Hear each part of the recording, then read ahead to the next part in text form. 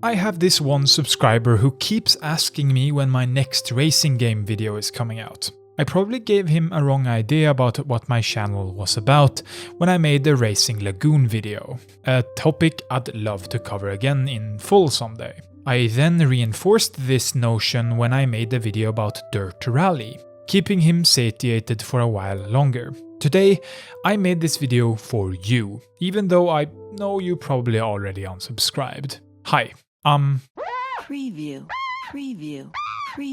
But you can just simply call me Amazon, and I don't play simulation-style racing games. At least not track racing sims.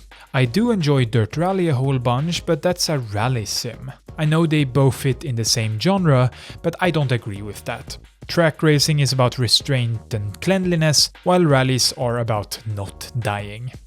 Not to spoil anything, but I think I prefer the not dying. But why would I pick Gran Turismo? In 1997, Gran Turismo was launched for the original PlayStation, quickly earning recognition as its era's most realistic racing simulation on consoles. Gran Turismo brought the sim racing genre to the home, laying the foundation for all modern racing simulations on video game consoles after it. There were sim racers before Gran Turismo, but none of them reached as big of an audience as the one for the original PlayStation did.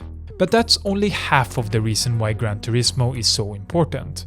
Another part of the puzzle is the fact that, somehow, Gran Turismo, a pretty hardcore sim racer and the first game in a series, is the best-selling PlayStation 1 game of all time.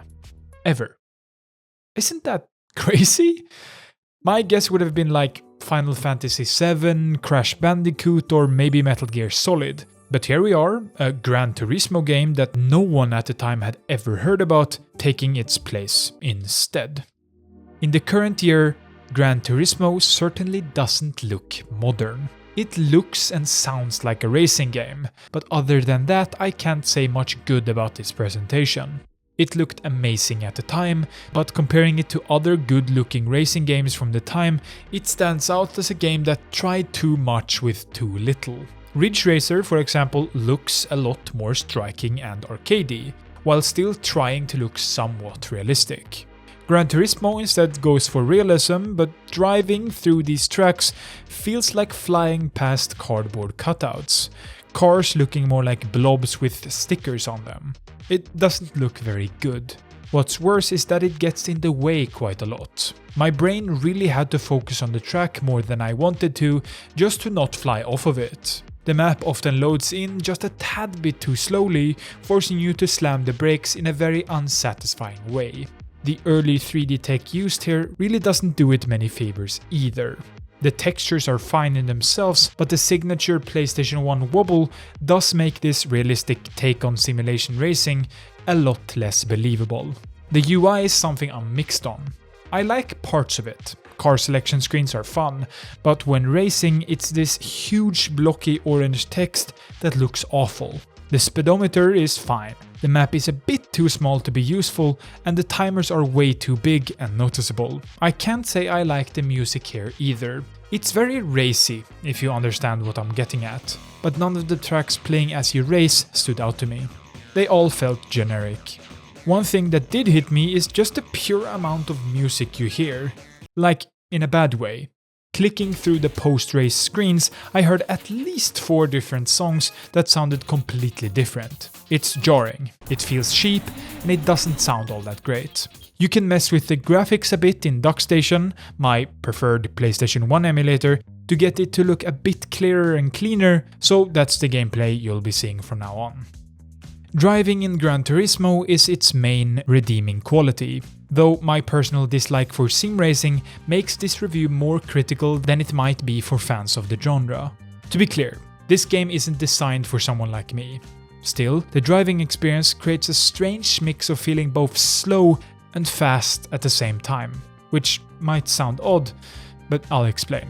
First, the slowness comes from how Gran Turismo forces you to think deeply about things like braking distances, cornering angles, and handling weight shifts, hallmarks of sim racing. For someone like me, who prefers fast-paced, arcade-style racing, this focus on precision feels more like a mental puzzle than a thrilling race. I often found myself understeering into walls because I wasn't able to master these mechanics quickly, which made the game feel slow and frustrating. On the other hand, it feels too fast because of the game's focus on graphical fidelity. Yep, the graphics really do get in the way that much. Because the map doesn't load fast enough, I found myself not really knowing how far away the next corner was. Sure, there's a map and sure I'll learn the layout, but this just got in the way that much. It's that big of a deal for me. In a way, this tension between slow and fast represents a larger struggle in sim racing games, the balance of realism and pure fun. I understand if you want to start a racing game and feel gratified by overcoming something. I loved my time with Dirt Rally for that very reason. Finishing something hard is awesome, but Gran Turismo alienated me, even if it nails the realism for dedicated to sim racers. So while it may succeed in being a racing sim, it feels inaccessible or overly complex for those who aren't already fans of the genre, even if this is the first big one. Can this old Volvo still keep up with the genre it established back in 1997? Sorry, but the answer is just no. If you must go back and play a Gran Turismo game, just play the second one instead. It's supposedly an improvement in every conceivable way. If you have to go back and play it, be sure to look up a good config to make the graphics more readable. For me, nothing really held up here. The gameplay kind of did, but sim racing really needs more than this. Simulation racing has always been in a battle against hardware. The simulation just gets better the more technology advances. So the better stuff you got, the better it gets. The graphics are in the way, and the music isn't anything to write home about. Again, leave this one on the shelf and just play something newer instead. Sorry, but that's just the reality of the genre.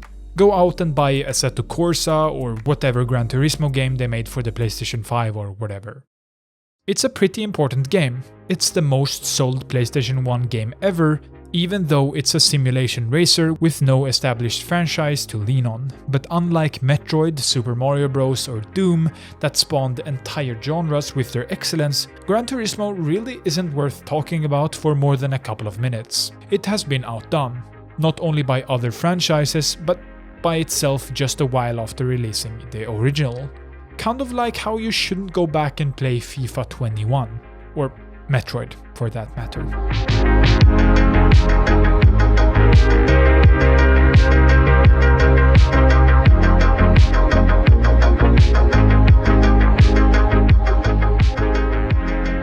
Thanks for watching. This video took me a lot longer than it should have, so I'm sorry about that. I've been working a lot more than planned, a colleague left and I have to help pick up the slack. I keep feeling bad for the lack of progress about stuff, and I have to admit that it makes the hours I spend doing nothing when I'm not working kind of bad. I want to make stuff, but I just don't always have the motivation.